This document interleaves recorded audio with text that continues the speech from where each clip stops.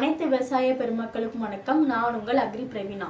இன்னைக்கு நம்ம எதை பற்றி பார்க்க போகிறோம்னு பார்த்தீங்கன்னா, தென்னையில் வரக்கூடிய தஞ்சாவூர் வாடல் நோயை பற்றி தான் பார்க்க போகிறோம்.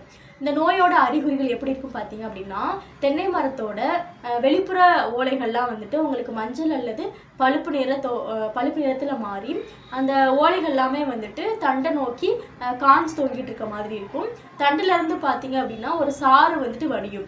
அது மட்டும் இல்லாமல் வேறு பகுதியுமே உங்களுக்கு பழுப்பு நிறமாகி உங்களுக்கு வேருமே வந்துட்டு அழுகிரும். இந்த வேர் அழுகல் ஏற்பட்டுருச்சு அப்படின்னா அந்த வேர்னால நீரையும் சரி ஊட்டச்சத்தையும் சரி எடுத்துக்க முடியாது.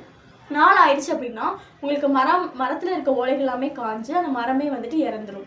இதை எப்படி வந்துட்டு மேற்கொண்டு பரவாமல் நமக்கு அதை கட்டுப்படுத்தலாம்னு பார்த்தீங்க அப்படின்னா, நம்ம ப்ராடக்டான ஃபெர்டிலிட்டியை யூஸ் பண்ணுறது மூலிமா கட்டுப்படுத்தலாம்.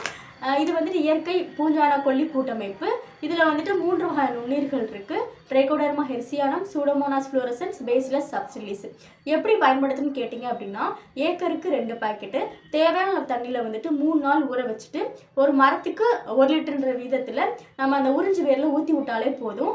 30 நாள் இடைவெளியில் வந்துட்டு 3 டோஸ் கொடுக்கணும். 3 டோஸுமே வந்துட்டு வேறு வழியாக கொடுத்துட்டோம் அப்படின்னா ஒரு மரத்துல இருந்து நம்ம தோப்பில் அடுத்த மரத்துக்கு பரவாமல் கட்டுப்படுத்திடலாம். எனவே தென்னை மர விவசாயிகள் அனைவரும் வந்துட்டு இந்த ஃபெர்டிலிட்டியை பயன்படுத்தி அதிக லாபம் பெறுமாறு தாழ்மையுடன் கேட்டுக்கொள்கிறேன். நன்றி, வணக்கம். தொடர்புக்கு 8807494699.